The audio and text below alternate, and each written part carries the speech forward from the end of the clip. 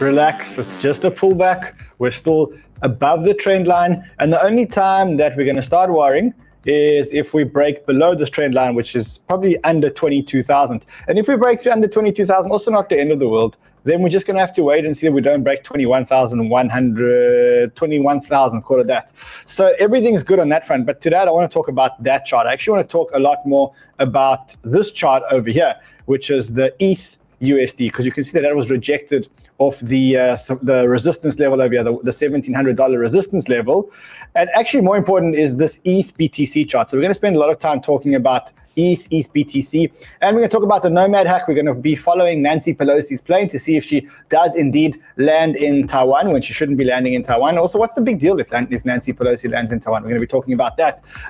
Then I've got some really hot alpha for you. And lastly, today we launch our trading competition. So it's going to be fun. And if you guys hear about it, you're hearing about it first. So it's going to be a big show. And I know Fred doesn't like this, but I don't really care what Fred thinks.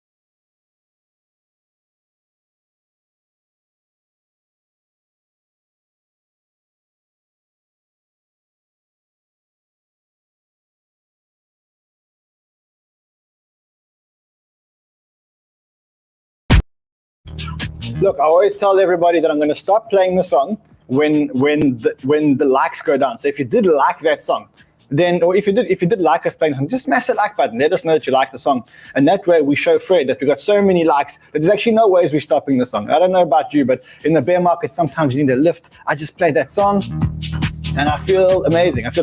Listen, today's going to be an amazing show. I'm super excited about the show today. Really, really, really excited about the show today. We've got so much to discuss. I'm not going to waste a lot of time up front, but there's a lot that we need to talk about.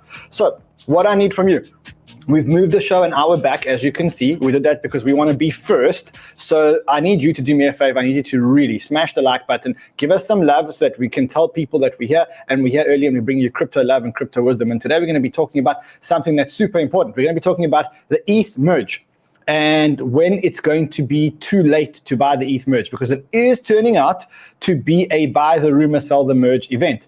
Question is, when do you sell? What do you need to be careful of? So yes, we have spoken about Ethereum 2.0. We have hyped it up a lot. We have told you what tokens to buy. But at some point, it's going to be too late. And I'm going to show you today how you can protect your portfolio and what you need to be looking out for. So that's what we're going to be talking about. Also, I want to be talking to you about Nancy Pelosi, because Nancy Pelosi, I wouldn't have said anything about Nancy Pelosi landing in Taiwan, but it does seem to be a much bigger thing than I thought. And I'll show you why I think it's a much bigger thing than I thought, because I was all chilled. I didn't worry about Nancy Pelosi. But then Marin, and you know, when Marin talks, you've got to listen. So listen what she said. I have plenty of videos at this point talking about how early August is atrocious. Videos here on YouTube, we've talked about it. But I looked at Nancy Pelosi's chart, and I didn't think I was going to see anything. I was like, there's no way that this Taiwan shit's going to be that intense. I hate that I did look at it, and like it does look like high risk. Yeah, that's how I would describe it as well. So the Mars-Uranus North Node conjunction, all at 18 degrees of Taurus, is atrocious. Has not happened anywhere like this since, Alexander the Great times. And in lovely Nancy's chart here, this is happening on her Uranus within 1 degree, her midheaven within about 6 degrees, which represents public image or career, and her Venus, her Mars, all very close. It's one thing to have Uranus just kind of hanging out there, but with the North Node and Mars crossing it exactly by degree, this looks beyond disruptive to her career. And this is just conveniently opposing her moon in Scorpio within 1 degree. This is not normal. This is not a normal transit. This is like once in a lifetime eek. And Saturn retrograde is approaching her descendant, which represents like opponents or other parties. And if I hadn't looked at her chart, I too would think things like this, that sure, she's going on an Asia tour, but why the hell would she visit Thailand? Like, so risky. But then I look at China's chart and things are looking better. We have Venus squaring its Libra stellium. We have Venus trine its natal Venus very close. But the Taurus pileup is opposing its Venus within 1 degree. And Venus in its chart is ruling its 4th house of like nation state boundaries. And its 9th house of international relations. So mega fucking disruption here. Like I said, if it was just me reasoning based on news headlines, I'd be like, nothing fucking's gonna happen. Like Nancy's not gonna visit. I doubt anything's gonna come up. But in seeing this, it's like, Marin has spoken. Okay, so guys, Marin has spoken. Just do yourselves a favor. I mean, if you're a male, do yourselves a favor. Don't open up Marin's Instagram when your wife's lying next to you in bed. You're just gonna create a fight. You're just gonna create a huge fight. All right, so it is just don't do it. Just trust me, don't do it. I know what you're thinking. You all going to Marin's Instagram. Stop and don't do it. Just don't do it. Carl, don't do it, bro. I can see the smile on your face. Don't do it. All right, so Nancy is possibly on the way to Taiwan. I've been trying to track her plane the whole day. The problem is that there's so many people trying to track her plane that the website starts crashing. Let me try again quickly. No, can't track the plane, but she could be on the way to Taiwan. She took off from Malaysia, and China is not liking this at all. China is actually warning the United States that Nancy mustn't be mustn't go to Taiwan. They're really taking this very seriously. She said China has repeatedly expressed its serious concerns and solemn position to the United States that it firmly opposes Nancy Pelosi's visit to Taiwan. If the USA challenges China's bottom line, it will be resolutely countered, and all the consequences accounting therefrom will be entirely borne by the United States. So China is warning Nancy Pelosi not to go to Taiwan, and that's scaring the market. So if you look at the markets, that is bringing the NASDAQ down. You got the NASDAQ down about 0.71%. Then you've got the dollar slightly strengthening. So it's not a big thing yet, but the dollar is strengthening. It's broken, or it hasn't broken the trend, but it's just slightly reversed that after a whole lot of days of breaking down below this parabola. We're now getting the dollar getting a little bit stronger, so that's not good for the dollar index. Markets are getting a little bit worried about this. I mean, China's being very resolute about this. They really don't want Nancy Pelosi to go. And the attitude of the Chinese side has been very clear. China has on many occasions made it clear our position on this, and we have made serious demarches to the U.S. side. We are also closely following the itinerary of Speaker Pelosi, and if the U.S. continues down the wrong path, we will take strong and resolute measures to ensure our sovereignty and security interests. It is very telling, again, that some people in the United States hold on to a hegemonic mindset and an essentially extortionist logic. The U.S. essentially saying to the world that it can do anything it wants to make provocations, but others cannot oppose them or take self-defense measures. I think the world has seen it very clearly that it is the United States that has been making the provocations, which have led to the escalation of tensions in the Taiwan Strait. The United States should and must take all responsibility for that. So China very seriously, and you can see, look at this. This is some videos of what's going on in China. So let's just fast forward to some videos. That's the plane. I was trying to track the plane, but every time I try to track it, the website crashed. You guys can go and track it. I mean, this is tanks driving on a beach. Just an ordinary day, I guess. You can see a whole lot of military artillery being taken towards the Taiwanese border. She has a whole lot of tanks. Look at that. Crazy shit. I mean, more tanks on the beach. Absolutely crazy, absolutely crazy. Let's just get a little bit more insight about what's going on here. I picked up this interview from ABC News Live. Just listen to this. We heard, the Biden administration is encouraging Pelosi to avoid visiting Taiwan, but if she were to go, what would she want to accomplish specifically? And how does it look if she ignores exactly what the administration wants? So, Kira, there is some concern that the Chinese government doesn't understand our chain of command. The speaker is, of course, in the succession of the president, but is a completely separate branch of government and doesn't answer to the president and doesn't represent the president. So I would agree with Mr. Kirby that they should know that. But that is one of the issues that I didn't know that Nancy Pelosi doesn't report to the president. Apparently, she doesn't report to the president, and technically, she's going there as a civilian. I mean, it doesn't make sense. Come on, To USA. point out that we have not changed our policy. There is a one China policy, and that speakers have visited in the past. So this shouldn't be the kind of histrionic response, I think, of the Chinese. She is a civilian. She's going with the civilian staff. And I think she is going to reinforce what the president already has. We have a one China policy, but just like Mr. Kirby just said, we do have a legal responsibility to support Taiwan. So I think there's many reasons to go and many reasons for the speaker to do that. But I don't see that this is changing anything. And I don't think it is a good thing that the Chinese are making such a big deal about this.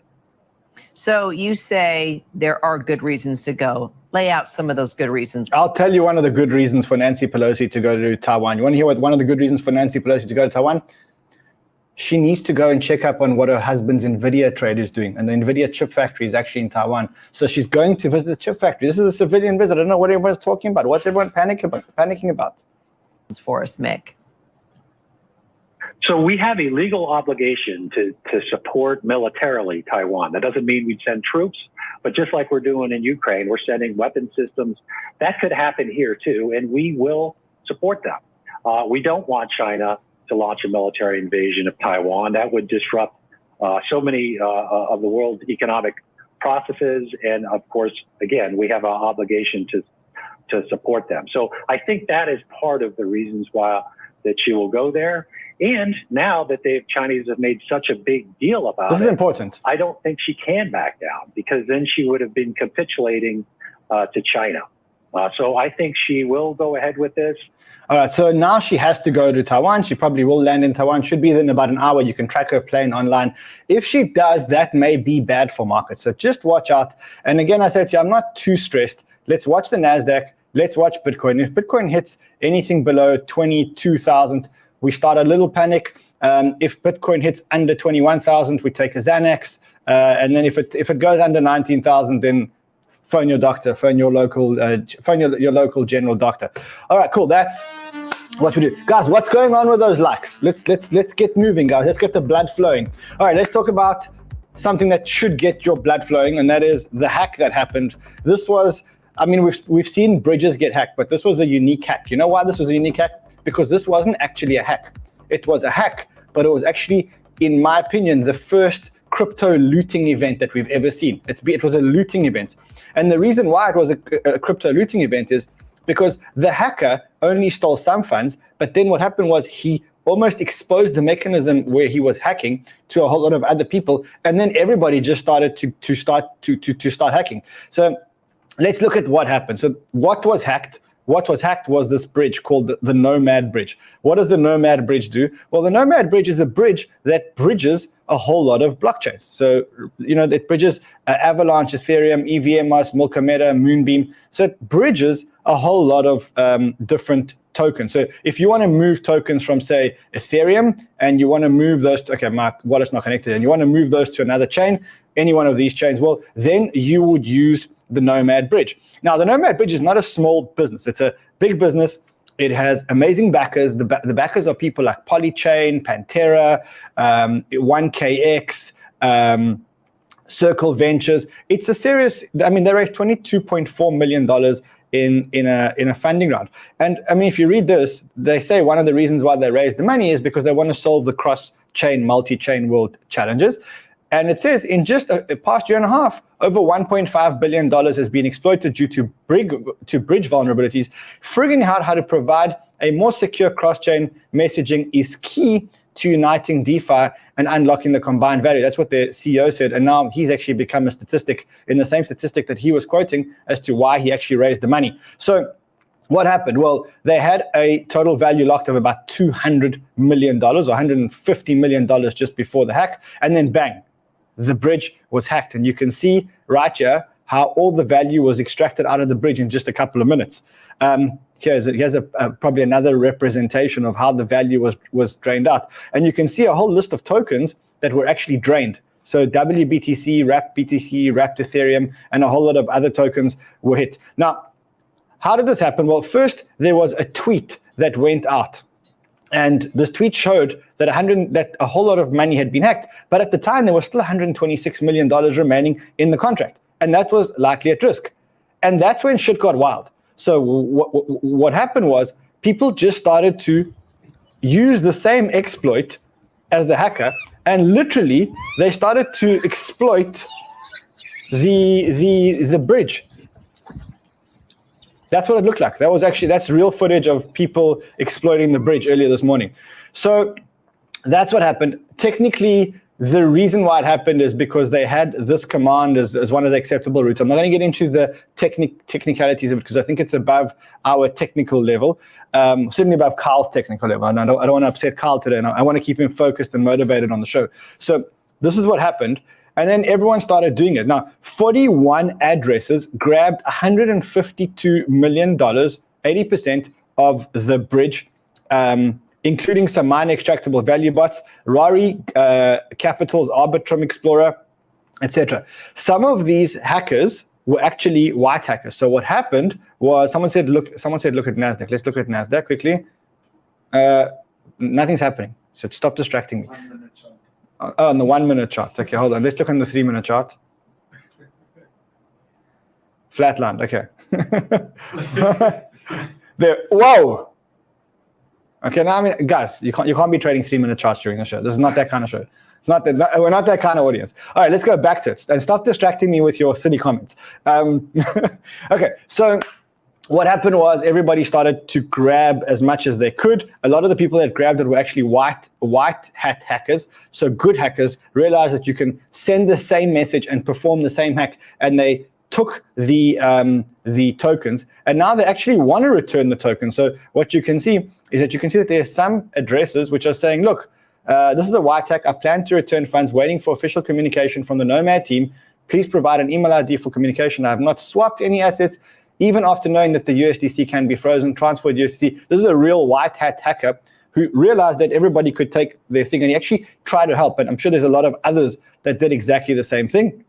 You can see that seems like a white hat hacker. This is a miner extractable value bot. This is Rari Capital's Arbitrum exploiter. So we now have a whole list of people that performed this hack, and it's probably the first looting that we've had in crypto. So that's quite a big thing. Quite a big thing. I think we've had it's a first decentralized robbery. It's the first crypto looting event that we've had, and that's what happened.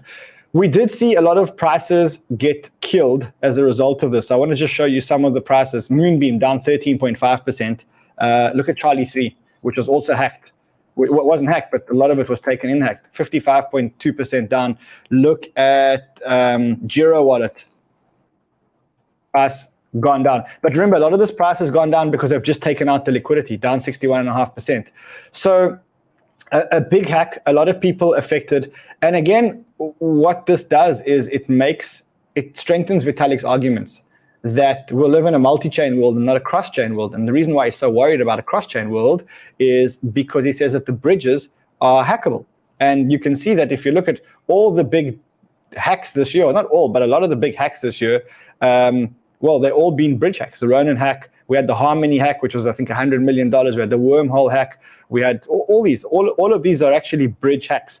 So, I mean, I guess what we're learning is that the bridges aren't safe, and that for me, what I'm doing when I see things like this, I'm doubling down on my non-bridge cross-chain protocol bets. So anything that's building non-bridgeable cross-chain protocols, that's kind of what I'm looking at. Things like Layer 0, things like Stargate, et cetera, et cetera. All right, so that's the hack. I think sad, but I mean, that's how we learn. That's how we learn. All right, let's go to the big story of the day, which is the ETH Merge. And of course, we're super bullish about the ETH Merge. Don't get us wrong. Super, super, super bullish about the ETH Merge. But we need to give you guys perspective, because what we don't want you guys to do is to get too carried away.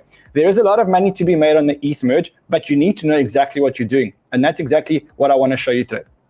There have been lots of YouTubers, and including us, including Miles, which have made you the 5 best tokens that you should buy up to the ETH Merge. Great. And we think you can make money on those tokens in the ETH Merge, but you got to be smarter than the average individual. And you got to know that the ETH Merge can be a buy the rumor, sell the merge event. In fact, I think it's going to be a buy the rumor, sell the merge event. Let's quickly look at both sides of the coin. So on the first side of the coin, we're going to get the ETH Merge. And the ETH Merge has been delayed several times. But I think that now we've pretty much got an idea of when the ETH merge is going to be. Let me quickly find us a when merge. So let's quickly look at when merge. And what you can see is that the merge is in 40 days. There is another milestone that needs to happen just to confirm that. And you got to watch very, very, very closely around that milestone. And that milestone is the move to this testnet over here, which is the Gurley testnet. The Gurley testnet is one of the other testnets in the merge. And this is now set for, I think, the 12th of August. So is it the 12th of August? Yeah, it's the 12th of August. So you got to watch out for the 12th of August. If they reach the milestone on the 12th of August, then we're all on track for this merge to happen in about 40 days. Okay, so what does this mean? Well, what you can see is that everybody's excited about the merge. It's not only retail investors are excited about the merge, it is institutional investors that are excited about the merge. You can see that. Look at the number of open Ethereum options. Look at the increase in interest since the 3rd of June in open interest in Ethereum. That shows you that people are excited. Let's look at when Ethereum started to move. Again, 17th and 18th of June. That actually, you can argue, took up the whole market. So the market's not going up because of a Bitcoin run. It's actually Ethereum that is taking up the market. So 17th and 18th of June, Ethereum starts running and starts to take up Bitcoin. So yes, there is mass excitement, and there should be mass excitement about this. There's mass excitement from retail investors. There's mass excitement from institutional investors. You can see here. Institutional investors are super excited. And for the first time, the Deribit option volume is bigger on Ethereum than it is on Bitcoin. That's huge news. That hasn't happened before, or hardly ever. No, it's never happened before. Except it's happening now for the first time. So everybody's getting excited. Top nearby retail investors are FOMOing into Ethereum. This is the part that I want to protect you guys from. I don't want you guys FOMOing into Ethereum. You can see that the ETH active addresses has completely shot up. Look at that, showing you that there is too much excitement. And what do we do when there's too much excitement? We trade very carefully, and we make sure that when we're trading, we're very smart, and we know exactly, and we can outsmart the rest of the market. That's why you guys watch Crypto Banter. That's what I'm trying to bring you guys. I'm bringing you the alpha so that you guys can outsmart the market. You can also see that as part of this excitement, a lot of ETH are being sent to the proof of stake chain staking address. You can see that it's growing and growing and growing. And today you've got, let's look at the numbers, about 13 million ETH staked, 13,147,000 ETH staked in the POS stake address. Now, a lot of you are asking, well, what is this POS stake address that everyone keeps talking about? It is the address that you send your Ethereum to if you want to become one of the first validators. If you want to be a validator on ETH, you've got to stake your tokens so that you can become a validator. That's how you start earning rewards. Now, when Ethereum merge happens, it's a great event, but it's not the end of the road. It's a great event because we now move from proof of work to proof of stake, which means that we stop using a whole lot of electricity and we start becoming more electricity efficient. We also start earning more yield on Ethereum. We start earning between 5 and 15% yield on Ethereum. When that happens, that means that institutions are going to have an incentive to stake Ethereum, and they don't have an incentive to stake Bitcoin. And you're going to get an ESG-friendly asset. So you got an ESG-friendly asset, which is obviously energy efficient, where you can stake it and earn between 5 and 15%. And it's also deflationary because after the merge, we'll be burning more ETH than we are issuing every single day. So ETH sounds like the perfect asset. And last night, Coinbase came out, and what they said is that they're going to make ETH staking available to US institutional clients on their platform. No one reacted to the news, but in a bull market, that news would have blown the Ethereum market up. Imagine that now there's an outlet for people to buy ETH, store it with a registered custodian in the US that is registered and licensed and whatever else and compliant and listed on the stock exchange. And now it's making ETH staking available to institutional clients. So it's not DeFi. It's not like staking it on Lido. It's actually like staking it on Coinbase and actually earning a whole lot of money. So from a merge point of view, we are very excited, but it looks like everybody's starting to get very excited. And because everybody's starting to get very excited, we need to ask a whole lot of tough questions. We need to ask what could go wrong here? What is it that might go wrong? And if it does go wrong, then what will happen? And there are a whole lot of things that can go wrong. Let me give you an example. For one, there could be too much excitement. And if there is too much excitement, it's going to become a sell the merge event.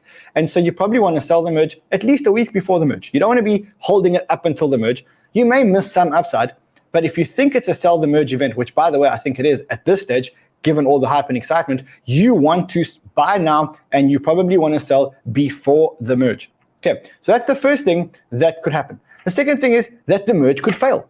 Yes, it could fail. Yes, they've done test nets. Yes, they've done multiple test nets. But there is never a guarantee on anything in life except the fact that Kyle Dupes is going to go short, that you're going to die, and that you're going to pay taxes. Okay, so that's the only guarantees that there are in life. So there is a risk that the merge won't fail. If you're out of your ETH trade before the merge, well, then you have cashed yourself out of that risk. And I suspect that as we get nearer and nearer and nearer to the merge, there will be so much hype that people will actually start saying, hold on a second, what if this thing fails? What, it's like that nerves. I don't believe it's going to fail because we've done all the testing, but just imagine what happens if it does fail.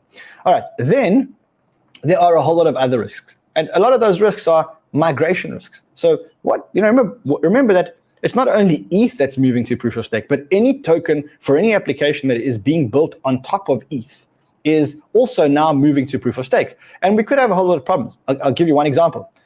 Where will USDT be redeemable? Will USDT be redeemable on ETH, on the new ETH platform? Will it be seamless?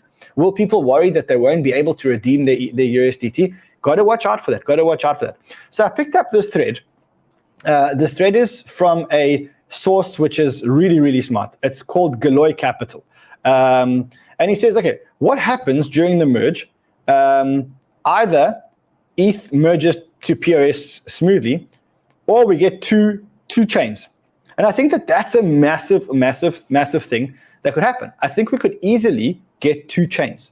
And if we do get two chains, what would happen is the validators the proof of work miners will keep mining the proof of work chain, while at the same time there is a split to the point of proof of stake chain. So what's going to happen is there is what they call a difficulty bomb.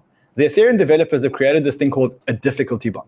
The difficulty bomb is supposed to make mining so difficult and so not viable that everyone moves to the proof of stake chain. That's how they designed Ethereum, or that's how they designed the merge. Now, there could be a scenario where the Ethereum proof of work miners, the ones that have spent so much money on mining equipment and are now losing their job, so to speak, because they can't use they won't be mining Ethereum anymore. There is a chance that they keep running the proof of work chain. In fact, the chances are very high, and in all probability, we're going to get that. I don't know if you remember, but we had Chris from DAO Maker on our show, and he brought that up months ago on one of our banters. Anyway, so we get the merge, and we now get two chains. We now have a proof of work chain and a proof of stake chain. And remember that if enough miners and enough people stay on the proof of work chain, well, then you're going to have two ETH chains. You're going to have an ETH proof of work and you're going to have an ETH proof of stake. So that's one of the things you need to consider. Now, if that happens, what happens if you have USDT? Which chain are they redeemable on? You can't redeem them on both chains. So what happens? What happens if that happens? All right, so that is one of the questions that he asked. Let's look at another question that he asked. What do miners mine? Well, they could mine Ethereum Classic. I would be super careful buying Ethereum Classic because I think Ethereum Classic is a ghost chain, and I think that anyone that's mining Ethereum Classic after the merge is going to get destroyed. So be careful of that. Watch out for that. So there is a non-trivial chance that USDT chooses ETH1 over ETH2. That's not going to happen. Paolo Arduino came out and he said, look, let me just find it. I did have a tweet for you guys. Where did I put the tweet? That's what happens when you have too many windows open. Here we go. Paolo Arduino says support of ETH2 will be seamless. So that's not something that I think is going to happen. What else? What are the other big questions? How do exchange handle perpetual futures? Well, they're probably going to go where the money is. So they're going to do an ETH2. I think all exchanges are going to support ETH2, but some exchanges are going to continue to support ETH1 if there is a proof of work chain. This is super important. This is another question which is really, really, really important, and you got to ask yourself. So you can see that there are a whole lot of ETH, which they call staked ETH, which is ETH that are staked in the contract for ETH2. And there is a big concern that remember that those ETH are now locked up and they're earning yield. And there is a big concern that when ETH 2.0 launches, all those ETH are going to become unstaked, because then you can unstake your ETH again, which you haven't been able to do, and they're going to hit the market. Now, remember, if anyone says that to you, you know that you're trading against a ignorant retail investor, and that you're definitely going to win. Why? Because because you've been watching Crypto Banter today, you're part of the thousands of people that have been watching Crypto Banter today, and you know that the staked ETH or the ETH don't become locked the day the merge happens. They become locked on another upgrade, which happens a lot later, and they don't become locked all at once. They become locked slowly. So they've thought about this. So if anyone says to you, well, no, I'm not going to buy ETH because I think as soon as the merge happens, a whole lot of ETH are going to hit the market. Well, you say to them, listen, buddy, you haven't been watching Crypto Banter, because if you did, you would know that that's garbage. All right, so that is what you need to watch out for. Be careful of a buy the rumor, sell the news, sell the merge event. It could happen, and I think that there are going to be two chains. And if there are two chains afterwards, I don't think there's any reason to be in Ethereum Classic. Now, if you do want to hedge your portfolio, I want to show you a very cool strategy. This is Deribit. Deribit is an options exchange. Now, what is an option? An option is an instrument that gives you the option to buy or sell a token at a certain point in time. So if I think the price of Bitcoin is going to go down, and the price of Bitcoin today is $22,000, I can buy an option to sell my Bitcoin at $21,000 in a month. And if the price of Bitcoin goes down to 18,000, I can sell my Bitcoin to the option hold, to the person I bought the option from in a month. So you can buy these things called options, and Deribit is the biggest options exchange in the world, or crypto options exchange in the world. Now, I went to see around the 30th of September. This is options all have a strike date.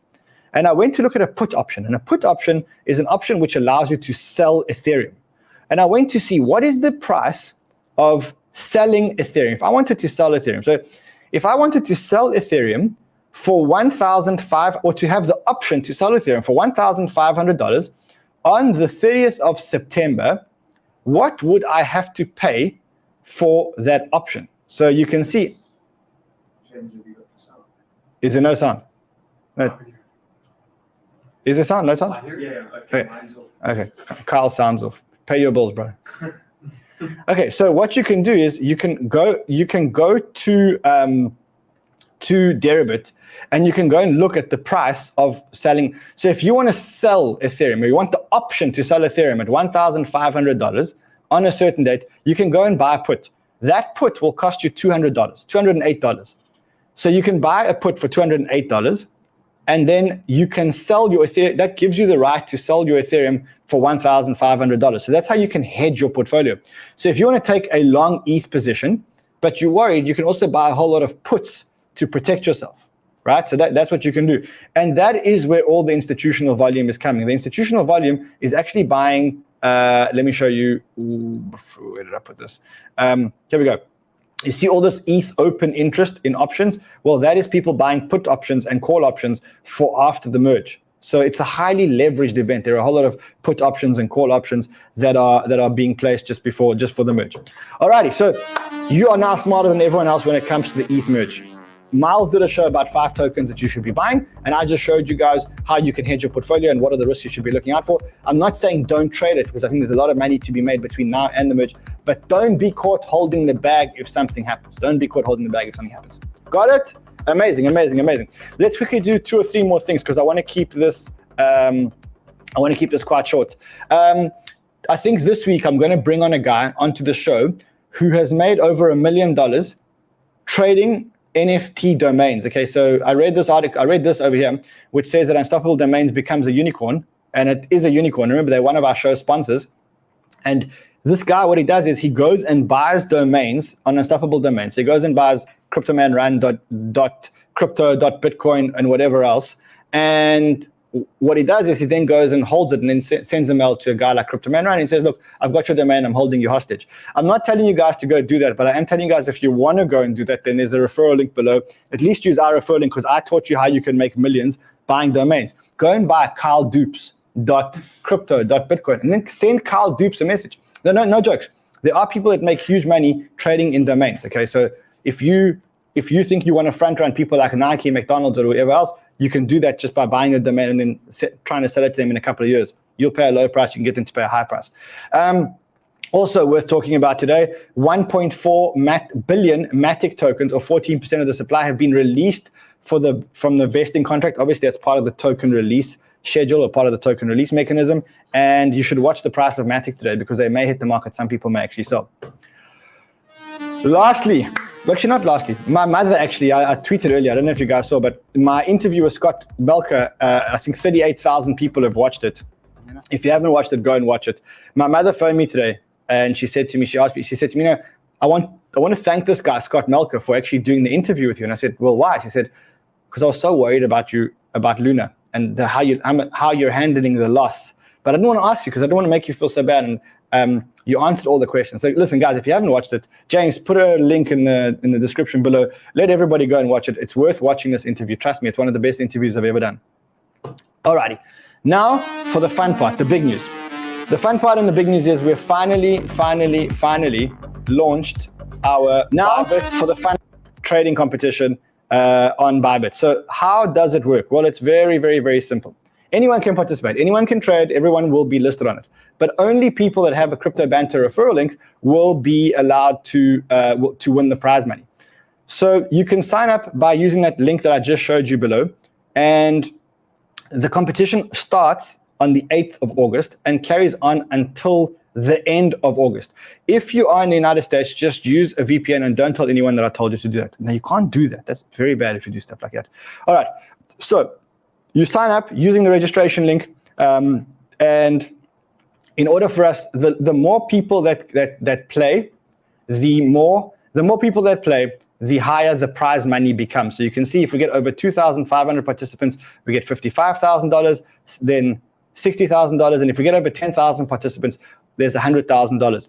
We're going to give away $20,000, $10,000 weekly for 2 weeks, and then after 3 weeks, which is the end of the competition, we are going to give away $100,000 or $80,000 or whatever the number is to people who participate. This is only open to Banter fam. So anybody else can play, but if you want to win the prize money, it's the Banter fam. Now let me make it very clear here.